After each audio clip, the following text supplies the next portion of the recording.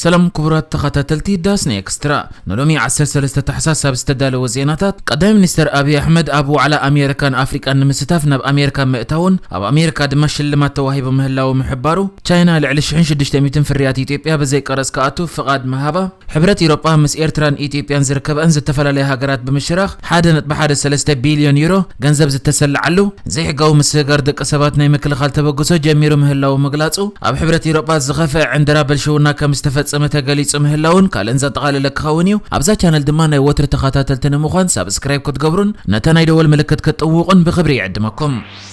قدامي منستر ايثيوبيا ابي احمد حويسو مرحت 49 هاجرات ساتفلو كالاي وعلى امريكان افريكان لومي 13 تحساس 2022 بعلك جمر مخانه تغليصو ابزو على نمستاف قدامي منستر ايثيوبيا ابي احمد نا واشنطن اتيو كم زلز تغلص خوينو اتو على افريقا اقداسيت جيوبوليتيكاوي تصاواتيت مخانا ام مفلاط زتمركوسي كبل اما خره هاجراو دحنت امريكا جاك سوليفان تمالسونين غازيطنيات تبزاو مغلص كحبرن كله اتا اهغور نحزب افريقا طراي زيكونه مصاي عالمون كتقرص يا كبل تزاريبو ابتزو مزكايدو على 49 مرحته هاجرات افريقا كومدما مرحته حبرت افريقا تعديم مهلاوم جاك سوليفان اب تمسسال غازيطاو مغلص حبيرلو ابتي اب سومن زكايدو على امريكان افريقان بريزيدنت حبرات منقسات امريكا جو بايدن حبرت افريقا اب جوجل عسرق قوام بوتا كهلو كدغف تصبيت يغبر جاك سوليفان بريزيدنت بايدن نبيت مغرص اتا ود حبرات هاجرات نمصغان توفاينت كم زلون እዚ ድማ ንቀዋም አባልነት ሃገራት አፍሪቃ ዝህሉ ደገፍ ሓዊሱ ከም ዝኾነ ገሊጹላ ኣብዚ ዋዕላ ዝተፈለለዩ አጀንዳታት ክልዓሉ ኮይኖም ሓደ ካብኡ ድማ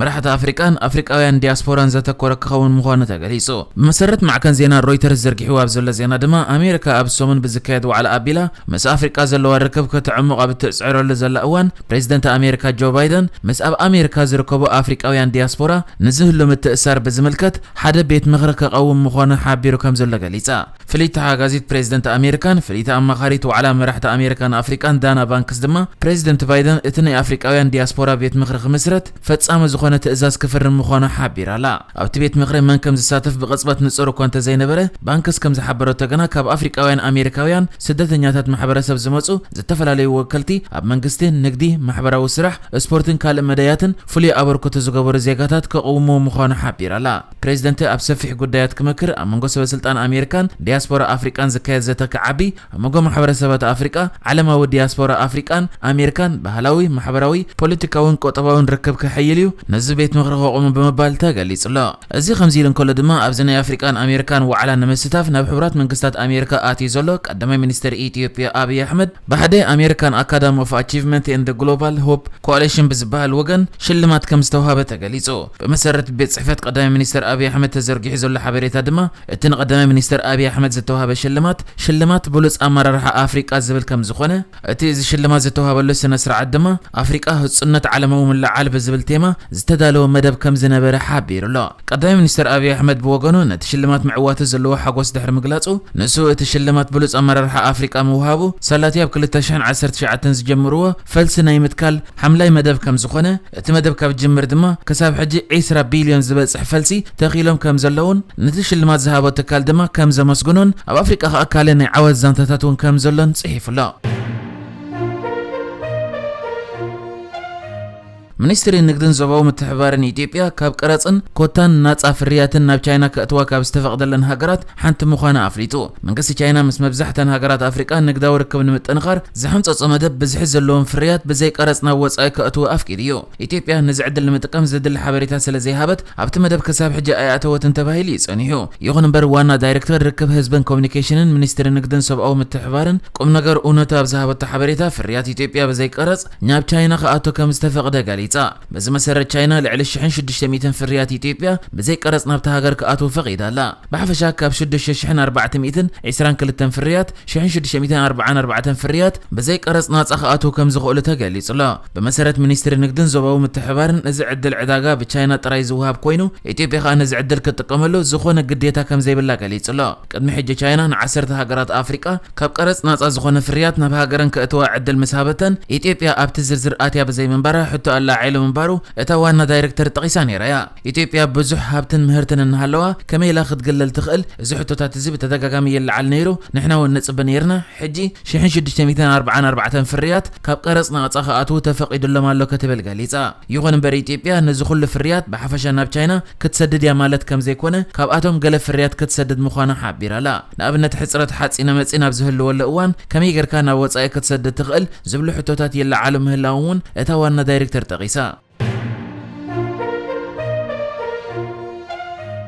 ሕብረት ኤውሮጳ ምስ ኤርትራን ኢትዮጵያን ዝርከብ እንገለ ሃገራት ኮይኑ ንብድሆታት ዘይሕጋዊ ምስጋር ደቂ ሰባት ወይ ስደተኛታት ዝምልስ ሓድሽ ተበግሶ ጀሚሩ ምህላው ተገሊጹ ኣብ ናይ ሕብረት ኤውሮጳ ዕላው መርበብ ሓበሬታ ወፂ ኣብ ዘሎ ጋዜጣዊ መግለጺ ድማ እቲ ተጀሚሩ ዘሎ ተበግሶ ሓሙሽተ ኣገዳሲ ዕላማታት ከም ዘለዎ እቶም ሓሙሽተ ዕላማታት ከዓ ምክልኻል ዘይሕጋዊ ምስጋር ደቂ ሰባት ሕጋዊ ስደትን ምንቅስቓስን ምድጋፍ ኣብ ዝግበር ምክልኻል ንሃገራት ሓገዛት ምቕራብ ኣብ ምምላስን ዳግማይ ምቕባልን ዘላቒ ዳግመ ውህደትን ምትሕባር ምህላው እዚ ድማ ገለ ስደተኛታት ናብ መበቆል ሃገሮም ክምለሱ ኣብ ዝግደድሉ ነተን ሃገራትን ነቶም ስደተኛታትን ሓገዛት ምቕራብ ኮይኑ ኣብ መወዳእታ ድማ ብሓፈሻ ኣብ ጉዳይ ስደተኛታትን ዘሎ ምዕባለታትን ሕብረት ኤውሮጳ ምስተን ኣብዚ ጉዳይ ዝሳተፋ ሃገራት ምትሕባር ክገብር ዝብል ኮይኑ ናይዚ ተበግሶ ኣባላት ድማ ካብ ኤውሮጳ ኣውስትሪያ ቤልጅየም ጀርመን ቼክ ሪፐብሊክ ዴንማርክ ፈረንሳ ዓዲ ጣልያን ማልታ ሆላንድ እስጳኛን ስዊዘርላንድን ኮይነን ካብ አፍሪካ ድማ ኤርትራ ኢትዮጵያ ቡርኪና ፋሶ ጫድ ግብፂ ሊቢያ ኒጀር ሶማል ሱዳን ቱኒዚያ አይቮሪ ኮስትን ጊንን ከምኡ ድማ ናይጄሪያን ከም ዝኾነ ተሓቢሩሎ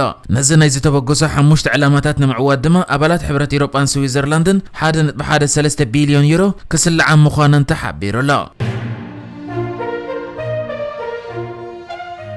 ኣካየቲ ናይቲ ኣብ ሃገረ ጋቦን ዝካየድ ዙር ላ ትሮፒካላ አሚሳ ቦንጎ ሎሚ ኣብ ዘውፅኦ ዝርዝር ብሉፃት ኣፍሪቃውያን ተቐዳደምቲ ብሽክለታ ኤርትራዊ ቢንያም ግርማይ ኣብ ዓመተ 2022 ብዘርአየ ብቕዓት እቲ ዝበለፀ ተቐዳዳማይ ኢሎም ሰሚሞ ቢንያም ግርማይ ናይ ዓመተ 2020 ከምኡ ድማ 2021 ዝበለፀ ኣፍሪቃዊ ተቐዳዳማይ ብምዃን ከም ዝተሸለመ ይዝከር በዚ ድማ እቲ ሽልማት ካብ 2012 ናትሒዙ ክወሃብ ካብ ዝጅምር ኣካታቲሉ ንሰለስተ ዓመታት ዝተዓወተ እንኮ ኣፍሪቃዊ ተቐዳዳማይ ብምዃን ታሪክ ሰሪሑሎ ካሊእ ኤርትራዊ ፕሮፌሽናል ተቀዳዳማይ ናትናኤል ተስፋጽዮን ብወገኑ ንደቡብ አፍሪካዊ ሉዊስ ሜንቴጀስ ተኸቲሉ ሳልሳይ ክኸውን እንከሎ ሄኖክ ሙሉብርሃን ድማ ነቲ ራብዓይ ዝወፀ ሩዋንዳዊ ሞጊሻ ሞይሰ ተኸቲሉ ሓምሻይ ደረጃ ሒዙሎ ኣብ ዝርዝር 10 ብሉፃት በተወሳኺ ኤርትራዊ ተቀዳዳማይ አማኑኤል ገብረዝጋብሔር ሻውዓይ ደረጃ ክሕዝ እንከሎ ዳዊት የማነ ድማ ሻምናይ ደረጃ ሒዙሎ በዚ መሰረት ድማ ሓሙሽተ ኤርትራውያን ተቀዳደምቲ ምስ 10 ዝበለፁ አፍሪካውያን ተቀዳደምቲ ተሰሪዖም ኣለዉ እቲ ኣካታቲሉ ንዝሓለፉ 2 ዓመታት ዕውት ናይ ሽልማት ዝኾነ ኤርትራዊ ቢንያም ግርማይ ኣብ ዓመተ 2022 بزرعه ተወዳዳሪነትን በዘመዝገበ ዓለም ለኻዊ ዓወታትን እዩ ንሽልማት ክወስዶ በአግኦ ግምት ተዋሂቡ ወጸንሐ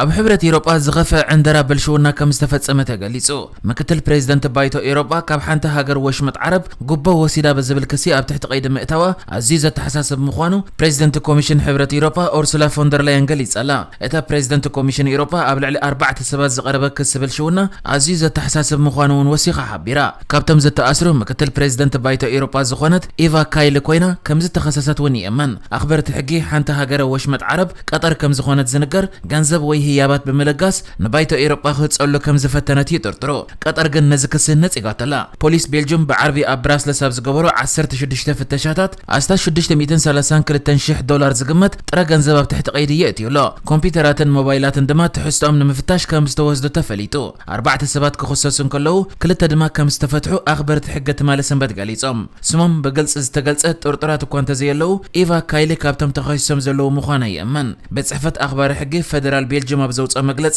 ኣብ ገበናዊ ትካል ብምስታፍ ብዘይ ሕጋዊ ምስጋር ገንዘብን ብልሽውናን እዮም ተኸሲሶም ኢሉ ን8 ዓመታት ኣባል ባይቶ ኤውሮጳ ኮይና ጽንሐት ኢቫ ካይሊ ብፕሬዝዳንት ባይቶ ኤውሮጳ ሮበርታ ሜትሶላ ካብ ስርሓ ተኣጊዳላ ኣኽበርቲ ሕጊ ግሪኽ ብወገኖም ንኹሉ ንብረት ኢቫ ካይሊ ከይንቀሳቐስ ከም ዝዓገቱ ይግለጽ ተቆጻጸርትን ተቃወምቲ ኣባላት ባይቶ ኤውሮጳን እቲ መርመራ ጉቦ ኣብ ታሪኽ ባይቶ ኤውሮጳ ካብ ዝተፈጸሙ ዓበይቲ ዕንደራታት ብልሽውና ሓደ ክውክል ከም ዝኽእል ይገልጹ ፕሬዝዳንት ኮሚሽን ሕብረት ኤውሮጳ ኡርሱላ ፎንደር ላየን ኣብ ትካላት أوروبا متأمن زلعل السنة مقبرة والدرجات كم استقلب قليص لا قبل علم مكتل بريزيدنت بايتو أوروبا زقرب كستات عزيزة تحساسب عزي كبدي ونيلا أقدموا حلافة بوليسي قدايات وصاي حبرة أوروبا جوزيف بوريل أو أخيبا منسترات قدايات وصاي حبرة أوروبا نقازت أنياتا تبزهابو مجلسي برقص اتزينا عزيزة تحساسب إيلو قلفت أمتات قل حقتات يقات أمونالو برقص كم بريزيدنت بايتو أوروبا نبر زج أنقني إيلو أخبرت حقي حانتا هاجر وشمت عرب نحيال أوارح بفلاي دمان نحقست إعلامة بمقبر نقطبون بوليتيكاون وسانتات اتبايتو ختصلو مسنحات أرطارة كم زلق ليصم مع كان زينا وشت عدتا جزءات قطر كم زخونة يقول سكوان تخونو منقست قطر جن اتغسي أبقوي حبريتا زت مركوسي إلا كم كتل بريزيدنت حلافنت إيفا كايلي ما كلاي مبرغ زت قال الكوينو قدم حجي تخلى خالد قطر كم زنبرتي قلاتس نحجز تدالو الزيناتات إزينيرو بكالك سب نرغب سلام نعخم